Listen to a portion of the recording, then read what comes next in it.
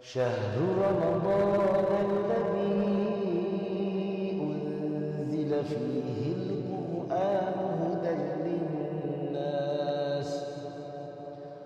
للناس وبينات من الهدى والفرقان وبينات من الهدى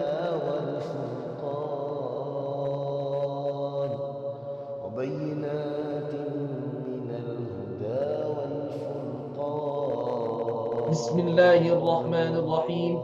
الحمد لله رب العالمين. أفضل صلاة وأتم التسليم على سيدنا محمد وعلى آله وصحبه أجمعين. رب اشرح لي صدري ويسر لي أمري واحلل عقدة من لساني يفقه قولي. اللهم لا سهل إلا ما جعلته سهلا وأنت تجعل الحزن إذا شئت سهلا. أما بعد. Assalamualaikum warahmatullahi wabarakatuh. Para jemaah sekalian yang dirahmati Allah Subhanahu wa taala, mudah-mudahan dalam keadaan sihat walafiat. Alhamdulillah kita terus dengan penghayatan surah Al-Isra, iaitu juzuk yang ke-15, muka surat 282. Saya bacakan ayatnya.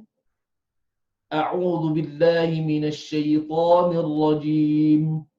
Bismillahirrahmanirrahim. Subhanalladzi asra bi'abdihi laylan minal masjidil haram ilal masjidil aqsa. من المسجد الحرام إلى المسجد الأقصى الذي باركنا حوله لنريه من آياتنا إنه هو السميع البصير. Sadaqallahul Azim.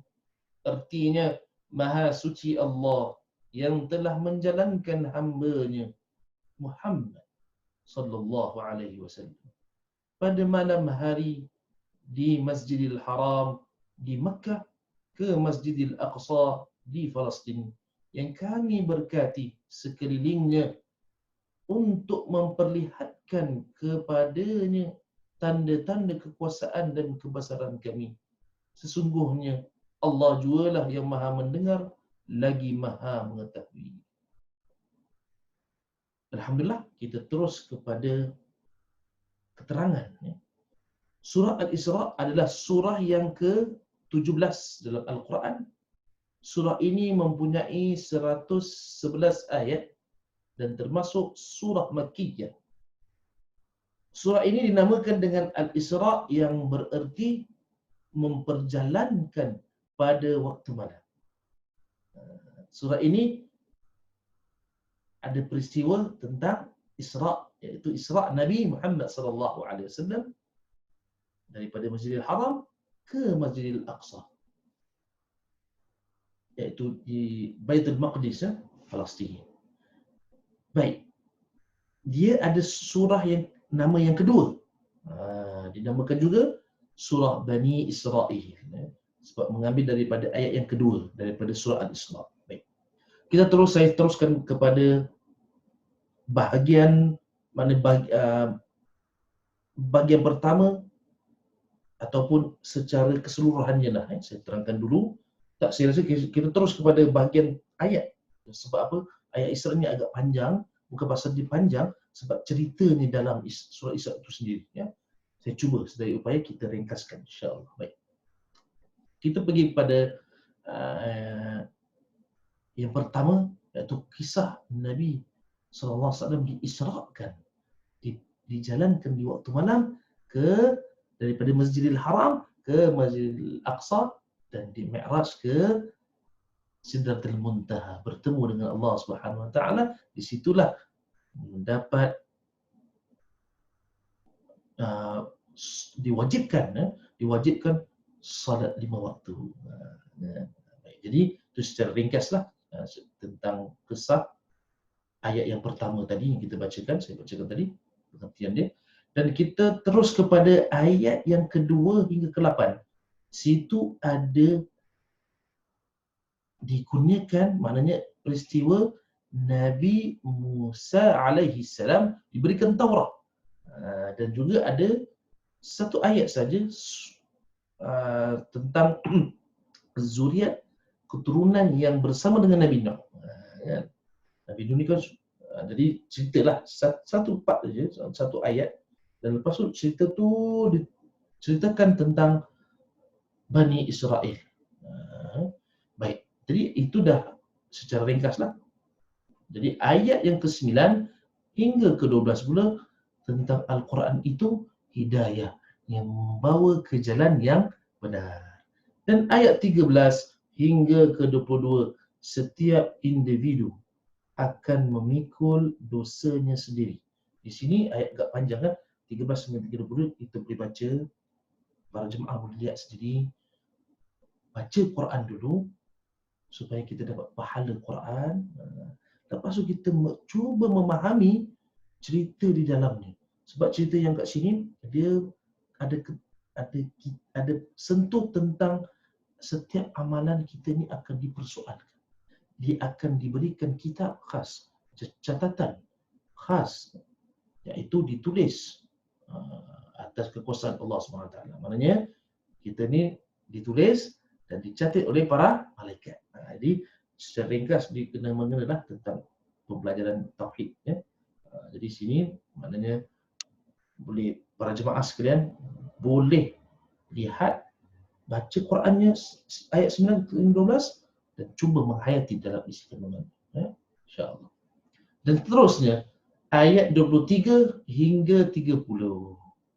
Antaranya ceritanya, bukan cerita, situ Allah SWT berikan panduan adab, tata tertib, pergaulan terhadap kedua ibu bapa. Situ. Saya terus kepada maknanya apa? Penghayatan tentang isi kandungannya lah.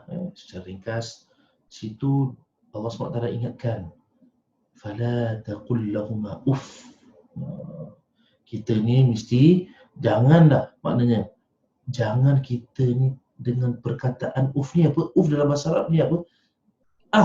Jangan kita luangkan, jangan keluarkan daripada mulut kita terhadap kedua ibu bapa kita. Kalau dah tak boleh, apatah lagi kita meninggikan suara, apatah lagi kita memarahi ibu bapa kita. Kita kena jaga adab. Jadi para jemaah lihat sendiri ayat tersebut, ayat 9 hingga 12, dan ayat yang saya ingat ada, kalau kita lihat situ ada juga tentang jangan membazir. Sebab apa? Membazir ni ialah kawan syaitan. Ini secara mafhumnya lah, secara pengertian yang ringkas. Jadi kat situ tentang ibu bapa dan tentang jangan membazir. Baik. Jadi kat sini kita lihat terus kepada adab dan ayat 31. Tadi ayat 23 hingga 30 dan tentang kepada hormat kepada kedua orang tua kita, yang saya ringkaskan lagi maknanya apa? Para ulama kita selalu kasih panduan redha Allah, redha walidaini. Mana minta redha Allah dan redha walidaini. Wa qada rabbuka. Terus itu ada ayat tu, wa qada rabbuka alla ta'budu illa iyyahu wa bil walidaini ihsana. Berlaku baik kepada kedua orang tua kita. Jadi kita sini tak apa, saya kongsikan sikit tentang bacaannya supaya apa kita lebih manfaat dah. Tak apa. Ayat 30. Ayat 23, wa qada rabbuka alla ta'budu illa iyyahu wa bil walidaini ihsana. Di situ daripada ayat 23 tu hinggalah ayat 26, di situ lepas tu ada mengenai jangan pembaziran. Ayat 27. Okay, baik. Kita terus tanpa membuang masa kepada, maknanya kita terus kepada ayat yang seterusnya, ayat 31 hingga 41. Allah letakkan panduan di ayat sini, di sini hukum-hukum, larangan-larangan Allah tentang pengguguran anak.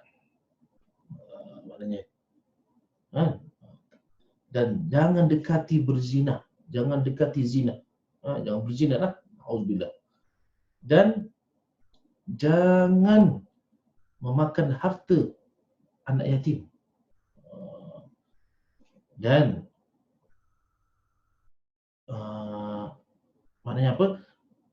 Mempergunakan dan apa lagi seterusnya, situ ada mengenai jangan menipu dalam perniagaan. Kalau saya fahamkan situ, maknanya menunaikan janji dan menyempurnakan timbangan. Dan juga dalam ayat 31 hingga 41, wala tamshi fil ardi marha. Janganlah jalan di atas muka bumi ini dengan keadaan sombong. Jadi kita jagalah tata tertib kita. Wala tamshi fil ardi marha. Baik. Jadi situ para jemaah sekalian yang dirahmati Allah SWT, boleh lihat, baca Qurannya, cuba sedaya upaya baca tenang-tenang, lepas tu kita lihat tafsirannya. Situ banyak Allah SWT kasih panduan. Okey, baik. Kita terus dengan ayat yang ke-42 hingga 44. Mana sanggahan terhadap orang mensyirikkan Allah SWT. Itu satu. Dan 42 hingga 44. Dan seterusnya ayat 45 hingga 56, orang kafir tidak dapat memahami Al-Quran. Itu yang Allah, sebab apa? Disebabkan keingkaran mereka. Mereka tak nak terima hidayah. Tak nak terima dakwah Nabi SAW. Itu antara sebabnya lah. Jadi ayat 49 seterusnya. Oh, sudah disilap lah. Tak apa. Makna ayat 45 hingga 59. Yes. 49. Jadi ayat 49, 45 hingga 48. Dan ayat seterusnya ayat 49 hingga 56, maknanya apa? Situ cara membantah keingkaran kaum musyrikin. Kan? Di situ maknanya ada apa? Dan diberikan panduan oleh Nabi SAW macam mana nak membantah keingkaran kaum musyrikin ini.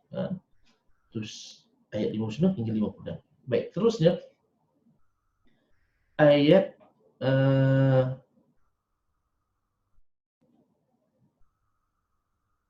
57 hingga 60, kaum yang ingkar pasti mendapat hukuman azab.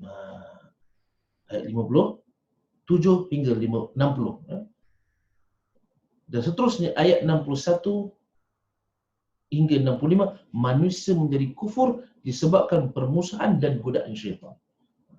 Jemaah sikit boleh cek situ ayatnya. Dan seterusnya ayat 66 hingga 72, peringatan tentang nikmat Allah dan beberapa kejadian pada hari kiamat. Lihatlah situ, insya-Allah. Okey. Dan seterusnya kita pergi ke ayat 73 hingga 77, penentangan terhadap Nabi Muhammad sallallahu alaihi wasallam akan gagal seperti para nabi terdahulu. Ingin memesungkan ajaran Nabi Muhammad sallallahu alaihi wasallam. Itu tujuan dia. Sebenarnya masa Nabi dakwah pun dah ada kafir Quraisy cuba nak menentang. Rupanya seperti itulah nabi-nabi terdahulu begitu juga. Baik.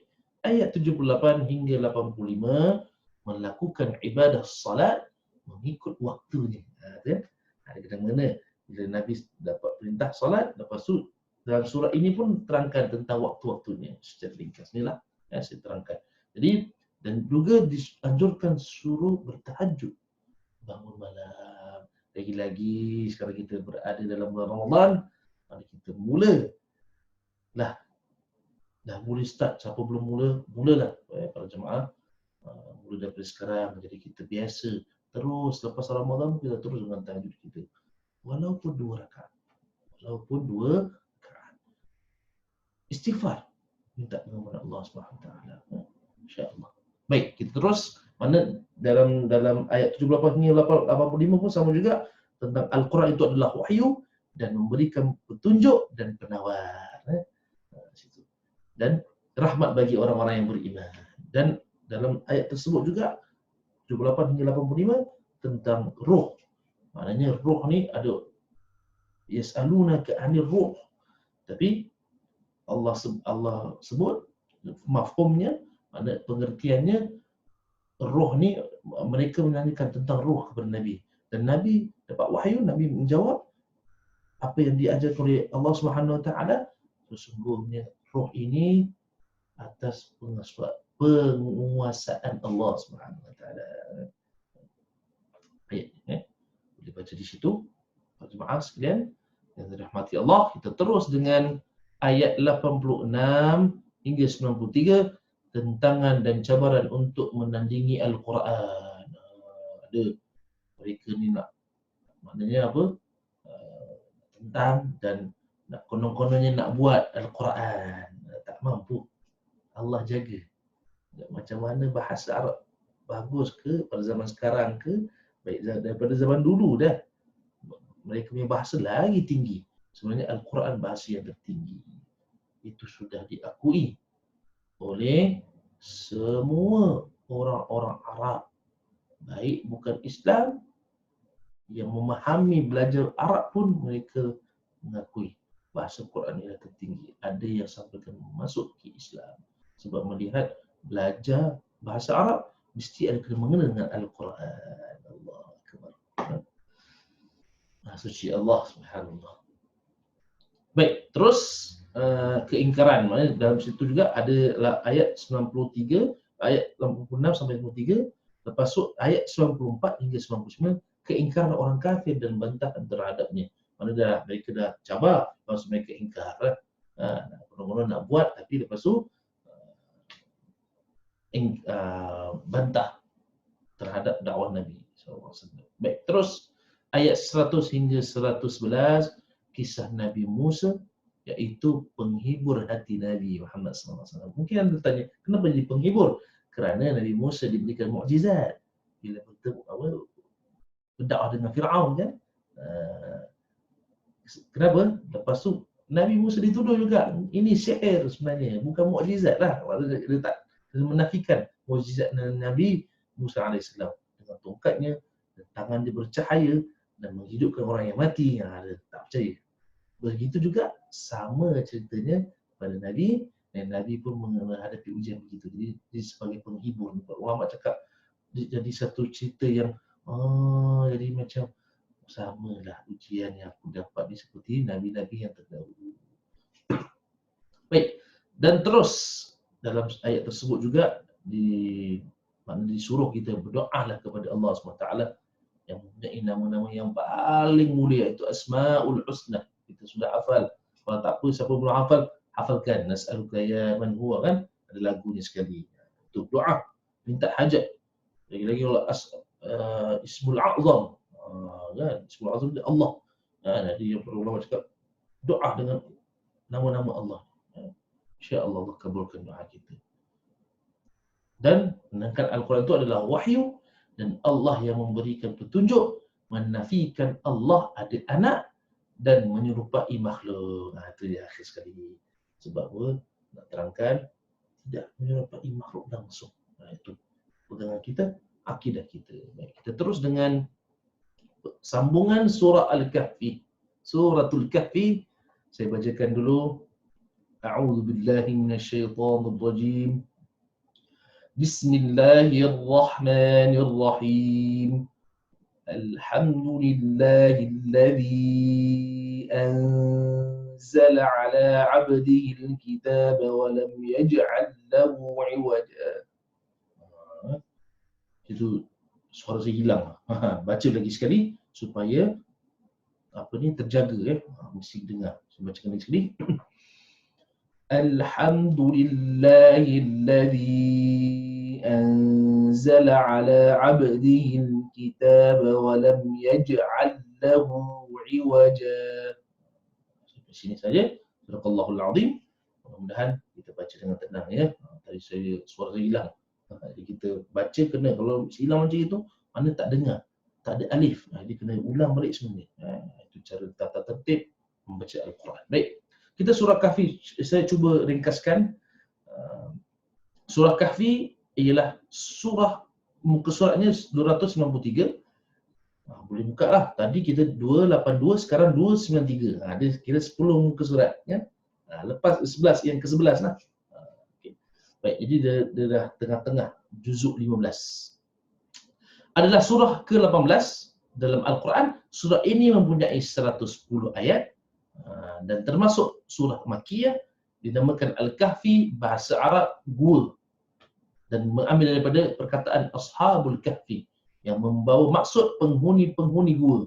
Selain itu, nama ini diambil daripada cerita yang terdapat dalam surah ini pada ayat 9 hingga 26 mengenai beberapa orang pemuda yang tidur dalam gua bertahun-tahun lamanya. Selain daripada cerita tersebut, terdapat pula beberapa buah cerita dalam surah ini mengandungi pengajaran. Baik, kita pergi pengajaran dia apa. Secara ringkas saya terangkan. Saya rasa surah Kahfi ni kita dah amalkan dah setiap Jumaat, alhamdulillah.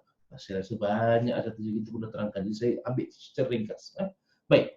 Pertama, isi kandungan dia apa? Keimanan. Kekuasaan Allah SWT untuk memberi nikmat kehidupan pada manusia. Nikmat yang luar biasa. Dasar-dasar tauhid itu, iaitu mengesahkan Allah SWT serta keadilan Allah tidak berubah untuk selama-lamanya. Kalimah-kalimah Allah sangatlah luas, meliputi segala sesuatu sehingga manusia tidak sanggup untuk menulisnya. Ilmu sangat luas. Kepastian mengenai datangnya hari kebangkitan. Al-Quran adalah kitab suci yang isinya bersih daripada sebarang penyelewengan dan kepalsuan. Itu tadi ayat pertama kita baca. Ya. Pengertian dia tadi, kita lupa nak ambil pengertian. Tak apa, kita baca balik. Yang ketiga, cerita tentang yang kedua, kisah-kisah cerita Ashabul Kahfi yang tadi saya dah ceritakan, dan juga seorang lelaki yang tak beriman dan seorang lelaki yang beriman. Ada ujian dia, nanti ada cerita. Saya ringkaslah. Dan cerita Nabi Musa alaihissalam bersama dengan Nabi Khidir alaihissalam. Okey. Baik. Kalau kita lihat tadi pengertian dia tadi, pasal pengertian surah Kahfi, boleh lihat situ. Kita lihat sini, saya bacakan terjemahannya lah. Tadi lupa, dah baca Quran kita lupa nak baca terjemahan dia kan.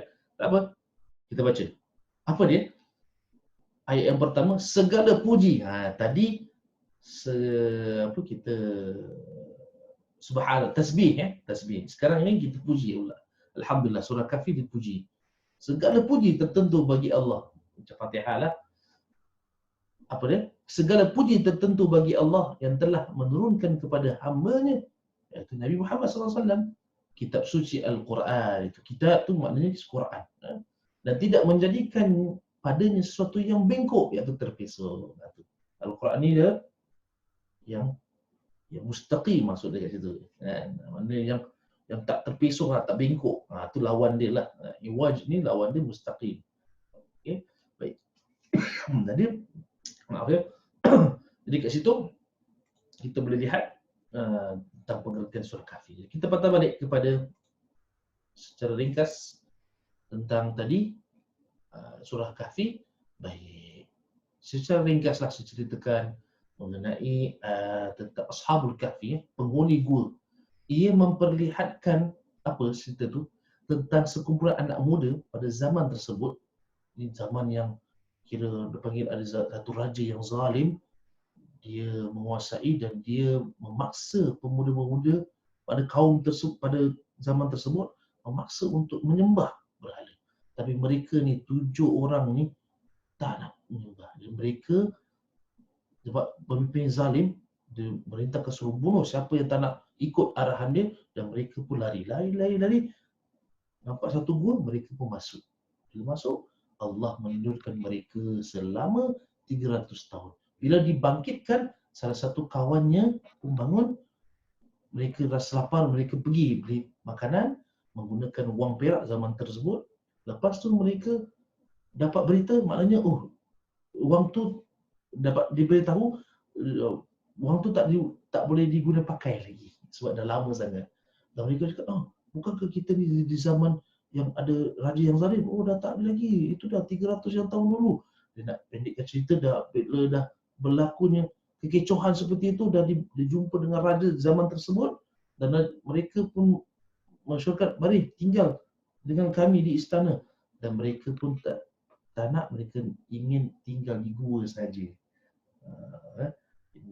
Jadi mereka bila ingin tinggal di gua saja, lepas tu mereka dimatikan oleh Allah SWT, diwafatkan lah. Itu secara ringkas je lah ceritanya. Jadi boleh lihat situ penghayatan, dan mereka ada mengatakan ikut kiraan 300 tahun, ada cakap 309. Jadi kedua-duanya boleh kita pakailah, sebab memang itu yang dikirakan oleh para ulama catat dalam kitab-kitab sejarah dan kitab-kitab tafsir Quran. Baik, itu secara ringkas. Dan juga kisah tentang orang miskin dan orang kafir, ayat 32, yang tadi tu ayat berapa? Ayat 9 ya, hingga 26. Dan sekarang ini kita lompat kepada ayat 32 ke ayat 44, melihat iaitu perbezaan tentang orang, iaitu ada dua orang, yang satunya dikurniakan Allah nikmat kemewahan, dan satu lagi dalam serba kekurangan. Jadi yang si kaya ni, yang ada kelebihan ni, dia tak nak beriman. Dia maknanya dia buat laku yang tak baik lah, dan merasakan nunjuk kemewahannya. Lepas tu yang miskin ni pula taat kepada Allah Subhanahu Wa Taala, dan yang kaya ni sombong. Sampai dalam ayat tu sendiri juga ada Allah berfirman. Jadi saya bacakan dia punya ceritanya.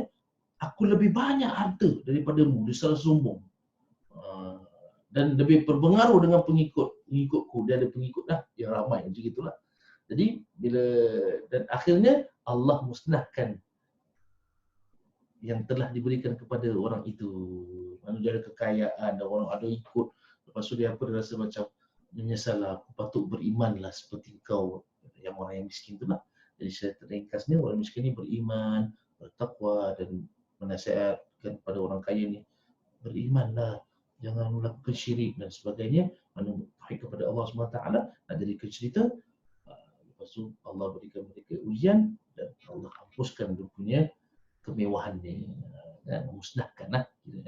Baik. Jadi terus kepada peristiwa ayat 60, saya hampir tak semualah, ayat 60 hingga 82, mengenai tentang Nabi Musa alaihissalam. Saya tak ambil semua ceritanya lah, secara ringkas. Perjalanan Nabi Musa alaihissalam bila bertemu dengan Nabi Khidir dalam menuntut ilmu. Mana dia nak apa, dia tak tahu. Sebenarnya Allah menegur Nabi Musa, sebab Nabi Musa ni terbangga.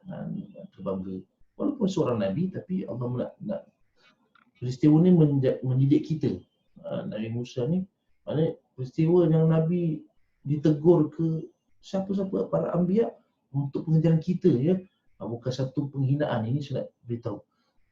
Cerita-cerita para anbiya, kenapa ada begini, kita rasa macam tak sepatutnya Nabi buat macam ini. Tak, itu kita kena beriman.